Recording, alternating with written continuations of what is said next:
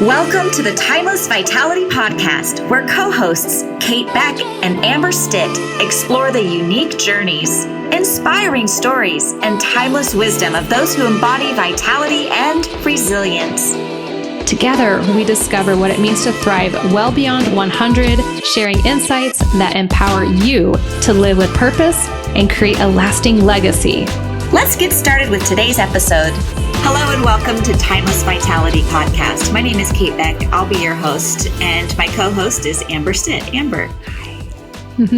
We are welcoming Dorice Horenstein to our show today. Dorice, tell us a little bit about yourself. Hi, Kate and Amber. First of all, thank you for having me here. I am feeling really blessed by being in your podcast and in the premiere season.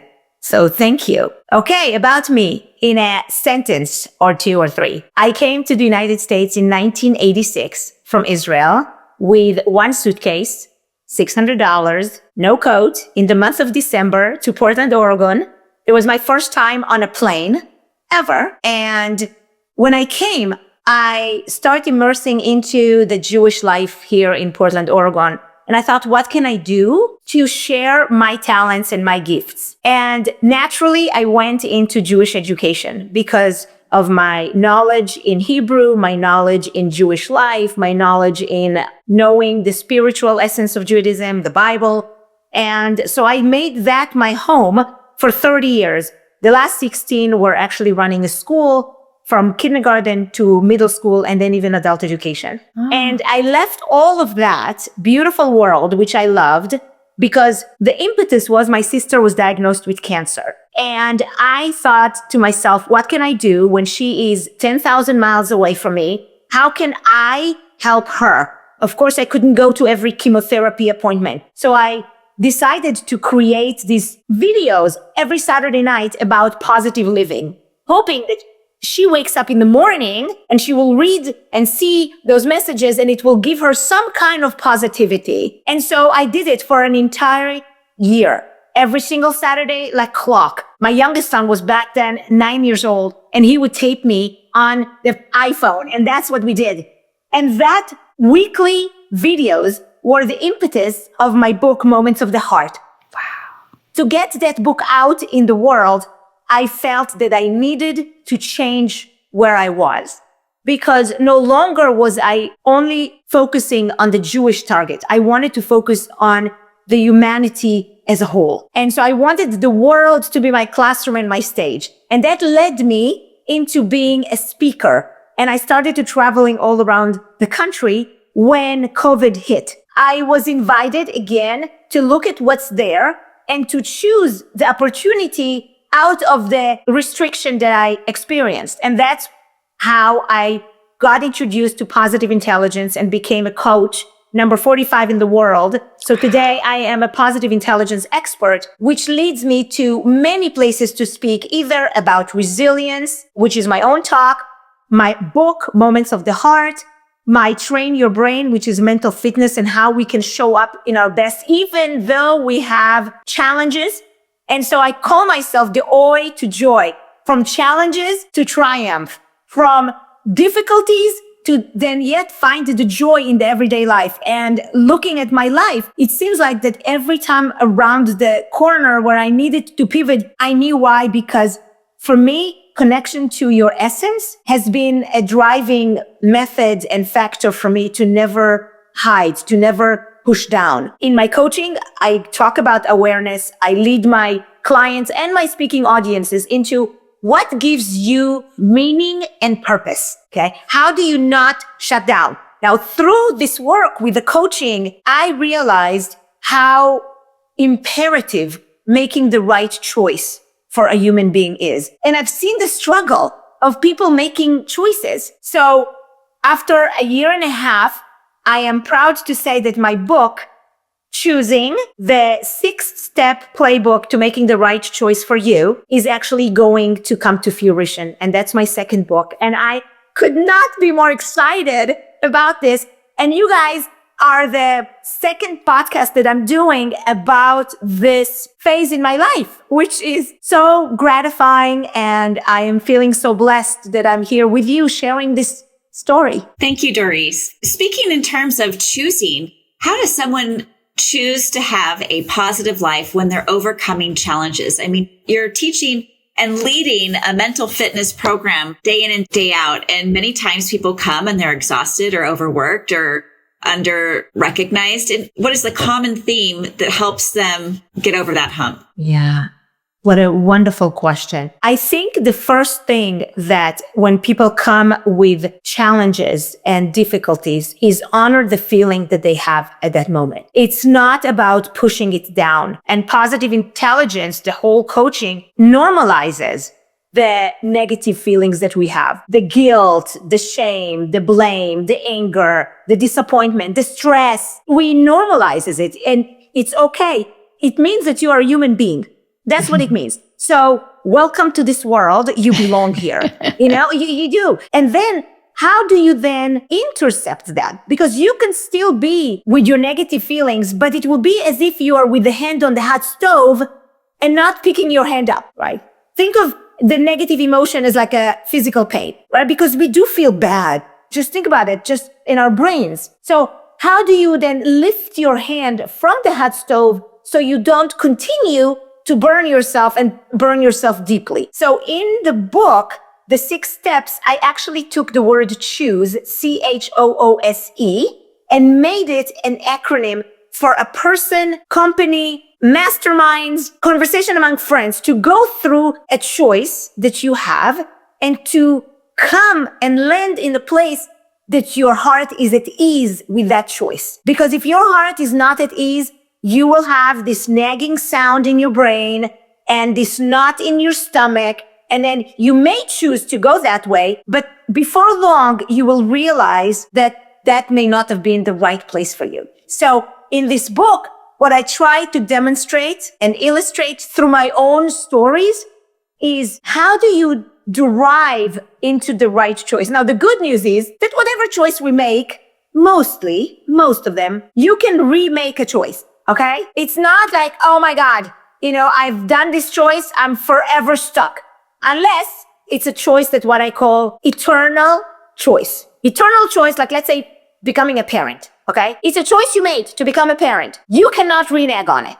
I mean, this is it. You got a kid, You can't say, oops, didn't mean to do that, right?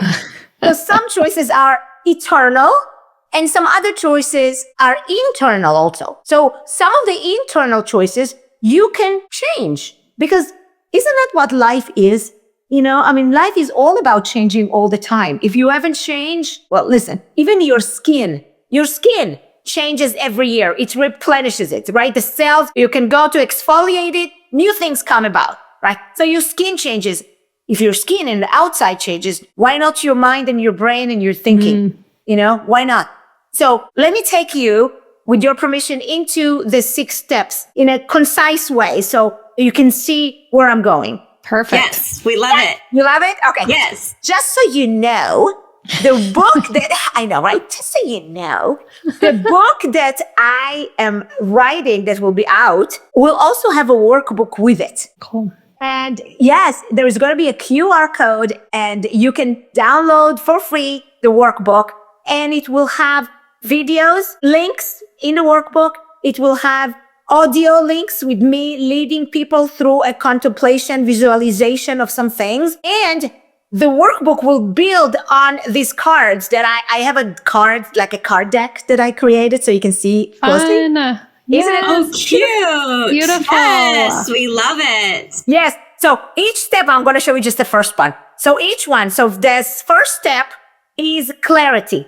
Okay. So each card has the essence of that step and invites you then to integrate positive intelligence modalities into your choosing phase, whatever that phase is. And this has been a labor of love to me because, I keep myself extremely busy with speaking engagements and coaching. And yet I felt that this book is a beautiful complement to the first book because the first book came from my sister having cancer and it was steeped in Jewish tradition and Jewish wisdom, which I am very knowledgeable in. The second book, even though it's clearly that I'm Jewish, clearly that I speak Hebrew, because I bring the Hebrew component into that second book. It is more directed to the professional person that just wants to know, how do I deal with teammates? How do I deal with children or with siblings or with my boss about this? How do I choose the right thing? And in the long run, how do I become the person of my own choosing? Because we are the product of our choices. 100%, right? So the first step, C, stands for clarity. Are you clear about your options and the information about it? Like, find out. Sometimes, here's what I found. Sometimes the choice is not even ours, and yet we make it for other people. I'm like, so the first thing, is it even your choice to make, or are you butting yourself in? You know, like, wow, whose choice is this? Right? Like, stay in your lane is what you're saying? Yes. You can have other lanes, but are you staying in? You know? Yes. So let's get clear of this choice. You know, understand what is the decision that needs to be made, right? So that's the first step. And explore all the details that are in front of you about that. So of course I use in positive intelligence, the explore game within positive intelligence. So I kind of marry together this positive intelligence and the idea and the persistence of, can we choose rightly for us? And I capital, they're making the right choice for you capital, because your choice may not be my choice. Yet I need to respect you. That's your choice. As a coach, right? I'm invested in your well-being, but you are an adult and an independent mind. And I can coach you. I can maybe even advise you to some degree, but bottom line, you have the innate wisdom to make the choice for you. You know, you have that within you. So the second step is the H, and that's honor. Honor your feelings, you know, again, not push them down, and then understand that these feelings are originated in a particular value system that you have. So connect your feelings to values. Connect it to the thoughts in your mind. Understand, why is this not in your stomach? What is the impetus of that feelings that you have? And ask yourself, what is the fear that is hiding behind those not in your stomach? Because all the negative feelings that we have stem from a place of fear. So bring it to the surface. If it's always down, we cannot face it, right? Only when it's up, we can face our fears. So when you do like triathlon and all that, you face your fear. It's like, darn it, I'm going to do this 5K. I'm going to face your fear. So now it's mentally face your fear, and reflect also on the intuition piece, because intuition is valuable. You know, connect with that when you make a choice. So that's the second part. That's the honor. The third part, the O, is openness to options. Are we keeping our mindset open? Can we think of sometimes it's more than one choice. Sometimes there's different things, and we somehow have a tunnel vision. Oh, only this or this, black or white. Can you bring more things in? Can you be open to what's really out there, right? And then we use the innovate game for this in positive intelligence. And we can play this game. So when I'm hired, that would be definitely a thing I'm doing, a game about different choices that we can have. And in that place, also the openness, kind of accept it that you don't know what you don't know. A bit forgiving to your own self. Don't say, oh my God, how did I not know that? You know, as Maya Angelou says, you know, when you know better, you do better. So, all right, you know, take it. The next step, the second O, is oneness. I love that word, because oneness in Hebrew is shlemut, and shlemut means being complete, being complete. So when you think about the particular choice that you need to make, do you feel unity and completeness and oneness with the choice that you have, right? Are you aligning with what I say, the champion within you?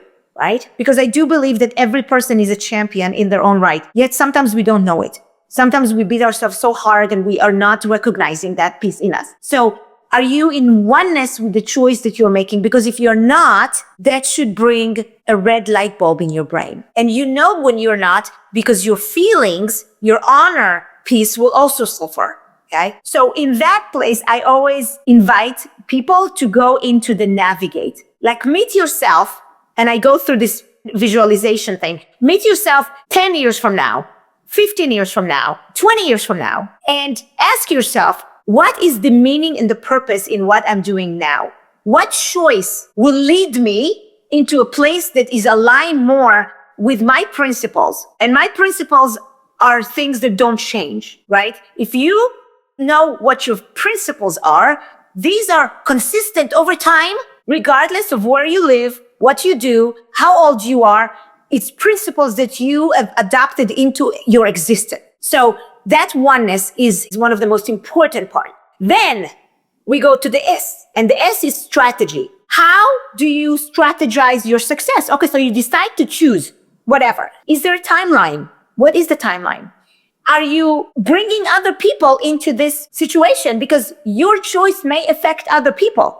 Are they coming into this road with you? Have you shared your choice with them?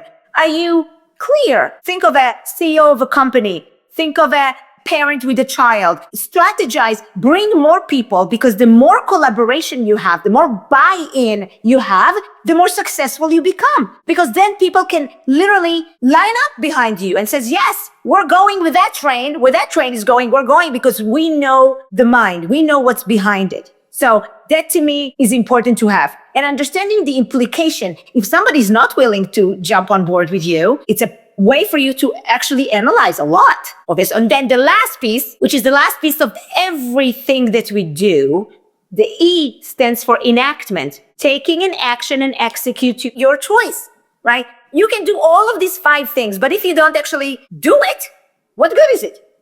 Like think of yourself like you wanted to do a podcast. If you talked and went through all these amazing 5 steps before, but you didn't actually record and open it up, nothing would happen, right? So the enactment is the piece. Now, a lot of the time with the choices that we make, in that place of enactment, you will have your saboteurs try to preempt your success. Oh, you're not going to be successful. Nobody's going to buy your book. Nobody's going to listen to the podcast. I mean, you just name it and our brain goes, right? Yeah. So understanding and preempt your saboteurs because they will come. So how close are you again with your 5 steps? Now, these 6 steps, they can be done simultaneously or they can be done in phases. What I found out, because I gave that talk to 2 other groups already so far, because I wanted always to test it with people. And I've learned that for everybody, some steps are easier than others. Some steps are more in than others. So I always say, what is the easy to do step for you? What is the most difficult step for you? And then how do you bridge between that and that? How do you connect? What is your element? And through sometimes coaching is a great thing to do in order to bring something to fruition, right? That's no shame in the game. So what is the help that you need to get there? Mm-hmm. So that is my book, Choosing. That's beautiful.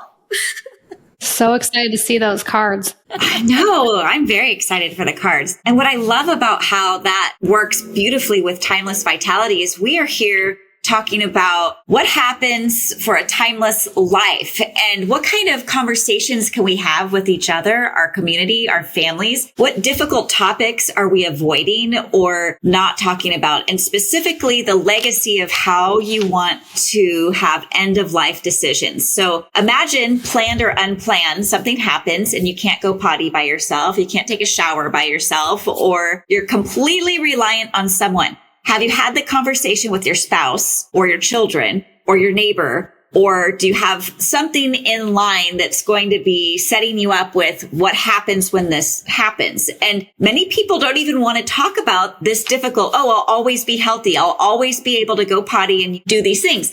But who's going to wipe your you-know-what? And does that person know that they were designated? Yeah. Do they know?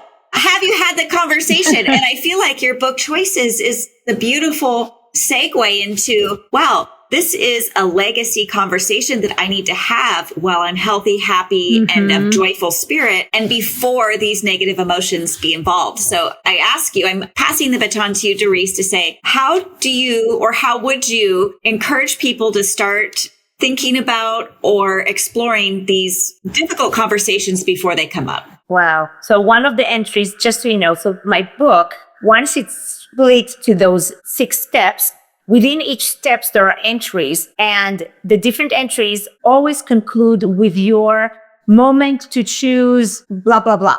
And so it's, choosing to lead, choosing to control my thoughts, choosing to be in the ease and flow. One of them is choosing to age. One of the entries in the book is choosing to age. And in that section, I'm actually interviewing an 81-year-old woman that I've known for 30 years. And she wrote her choosing to age mantras and her story. So I can't wait for you to read this because, when you spoke, I'm having goosebumps. And when I think of choosing to age or the legacy of aging, I'm right now, like, as you were speaking, my thoughts of my parents came before me. My parents are alive. My mom is doing okay. My dad, not so good, He has dementia. He's got Parkinson. He's got all of other things. There was yesterday blood work coming, not so good. So what am I learning? Because you learn from other people. You learn from what you see if you're willing to open your eyes, right? And not be stuck in your way. Oh, my way or the highway, right? When you're willing to look at that, choosing to age and age as gracefully as you humanly can. Because let me tell you, there is nothing physical about timeless. We're all going to go die. We're all going to go face down, 6 feet down. That's the name of the game. The question is, what do you do when you have your capabilities to set yourself up? So for myself, I'm already having a conversation with my 3 adult children, who 2 of them live on the East Coast, and one of them is still here, but he's in college. So he may be moving also, God knows where. But I have a plan and a timeline and a strategy because I went through this choice. Mm-hmm. I have a strategy of a timeline of when we're moving from where I live to the East Coast to be closer to my family. I also strategize it in a way that is not in the time that I need them, but in the time that I want. Yes. It's a different moving. I don't feel that for me is I need to go there when they need to clean my butt. Okay. I want to move there so I can drive the grandkids everywhere. I want to move there so they can enjoy all the good things that I can bring to them on a daily and a weekly basis. So that's part of the strategy of choice that I have made, is that as much as I love where I live, I would love other places too, because that place is where I'm going to live and invest my last phase of life. Dorice, all of these things that you're saying, we go into this, let's say, finish high school. What are we going to be when we grow up? And we put all this emphasis on training for this career. Why are we not training for 60 and beyond and building strategies around that so that you can relocate, not because you're ailing, but because you're aging and you have different goals now and you want to have an amazing 40 years doing something else? Mm-hmm. So we talk about, Kate and I, like, there's no retirement age. At what point do you move from one career and maybe transition to some other passion project? Maybe it's making you money as you travel and speak. Maybe not. It doesn't matter. It could be anything. Can't you see your card stack in your book being the roadmap into the next phase of, like, have a strategy around that? Why are we not doing that? I think people having a lot of fear. And they try to line up with the norms of the society in which they live. It's like, I got to have a job. I got to make money. I got to build that house. I got to do this. And let me tell you, when I left my job of 30 years, I said goodbye to a lot of known factors in my life. And I did not know if I'm going to sink or soar. I did not know that. I think intuitively, I trusted myself and I had faith. Maybe that's what it is. It's the idea of faith. And I'm not talking about religious faith. It could be for some, whatever you call it, that source that you say that is beyond you, okay? Whatever it is. Some people it's God, some people it's the nature, whatever it is, but it has to be, in my opinion, above human, because you can't put all your trust in humanity, because look at what's happening with humanity now. Just like, look out the window, okay? Mm-hmm. Yeah, and that's the point. Like, we could not turn on the news and still be doing our thing and no fear. Like, we need to have awareness, but I'm not saying completely separate, but if we can operate on this higher level and not be having all these extra external factors just derailing and distracting us constantly. Yeah, exactly, Amber. So it's not reacting to life's happening, but it's acting in life's journey. So that I think is a beautiful way of looking at it. And that actually what made me jump ship, quote unquote, from the education world into this ocean where I did not know anything. And slowly, I met amazing people like Kate, doing this. I would never would have met Kate if I continued my work in the education field. Never. Most of the people that I mingle now are my gift from this step that I've taken. Yeah. And you also change and, you develop or you explore other ways of living and you get more open-minded. It's such a beautiful journey if you're all 100% invested in it. It's just a beautiful thing. Yeah. So Dorice, in your opinion, how would someone be timeless? What does timeless and living a timeless life mean to you? Okay. You send me that question and I am just giggling with excitement because I may say something that you have not heard before. Yes. But that's what comes to me. And I was actually having a conversation with my husband yesterday on this because I love the word timeless. And yet I don't know if someone can be timeless because our time is very scripted in this world that we know that we see. Okay. Unless we're talking about the world to come, after you die, and that's a whole big thing. But when I thought about timeless, I thought about something, some entity that was, is, and will be, right? That's timeless. How amazing it is that the word in Hebrew for God, the highest word for God, what we call in Judaism the tetragrammaton, which is the most holiest name of God, is a name we can't pronounce, but it means was, is, and will be, which is timeless. And so that when we talk about that, we think timeless is also mean transcendent, right? Transcendent over time. So then when I thought about what does transcendent over time means, there were products that people have put forward. Like Picasso and Chagall and things that we see the product or a beautiful necklace that is like, collectible, right? These are the products that human beings created that are timeless. And that's what makes them timeless, Yeah. So the particular thing makes that artist timeless. Same thing goes with characters that I'm sure for a Christian person, Jesus is a timeless entity, right? Because you pray, you think about Jesus, right? For me, since I don't have the Jesus part going, maybe it's Moses, right? It's not necessarily the person, but it's what their message was that connected us to that person. Mm-hmm. So when I think of timeless, I think about the wisdom. I think about the product in the end, whatever, if it's tangible product or if it's not tangible product. But that's what makes the entity timeless. So what do I suggest for people to do? Lean into the champion of you, because you will produce products that will be timeless. But you yourself is not timeless because it goes against what I believe in my heart, which is be humble and have a sense of humility. Imagine if some people will stand like, yeah, I'm timeless. I am timeless. Immortal. Exactly. It will be like, I'm immortal.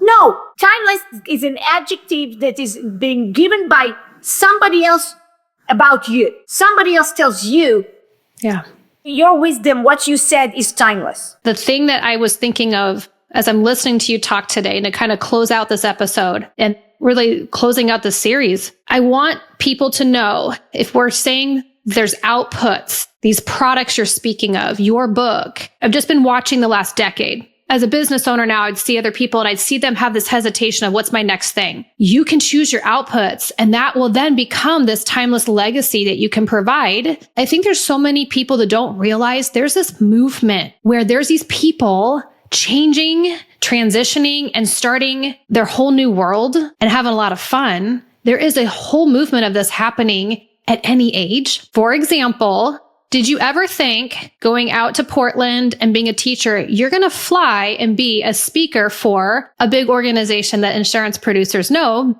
the $1 Million Roundtable? This is an output of other product that you've put together. And that event is going to be timeless for those attendees. And then who knows what else is going to be out there. So I want our listeners to know it's really up to you. And I'm really putting a challenge out there. You have our community. If you need something, you reach out. We're going to point you in the right direction to Dorice. And we'll talk about how people can find you here in just a moment. But to really close this out, the power is in your hands, right, Dorice? Like, people can choose this, literally. Yes, absolutely. I believe that each one of us has the light within themselves to make the right choices. They need to be sometimes directed, but that's okay, because the impetus, which is the will, comes from them. You know, I cannot make you want. I can't make you want. The want is the desire that is within you, right? Mm-hmm. And that's why I always say to people, connect with other people who can inspire you the how to and can like go with you together on this journey. Yeah. Because living in this world is not a single human process.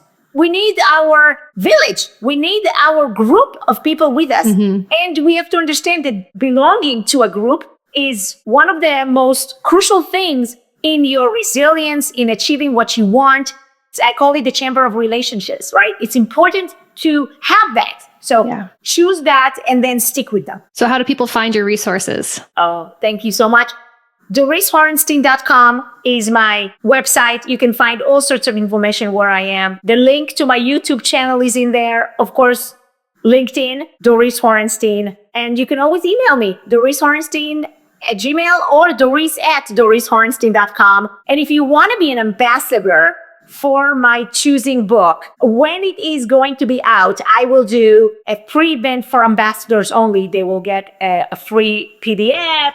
And all sorts of stuff. We'll be celebrating on Zoom. They will help me. Those ambassadors will help me to spread the message. So I will have more and more people hearing that messages that I have and hopefully serve them and make their lives better. Can't wait. That is so exciting. Thank you so much for having me. I am so honored to close your season. Thank you, Dorice. It was a pleasure. Thank you. All right, be timeless, Dorice. Thank you for joining us on the Timeless Vitality Podcast.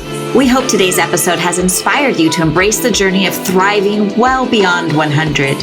Remember, your story is still unfolding, and every step you take adds to the timeless legacy you are creating. Until next time, stay vibrant, stay empowered, and continue living with purpose. We'll see you on the next episode.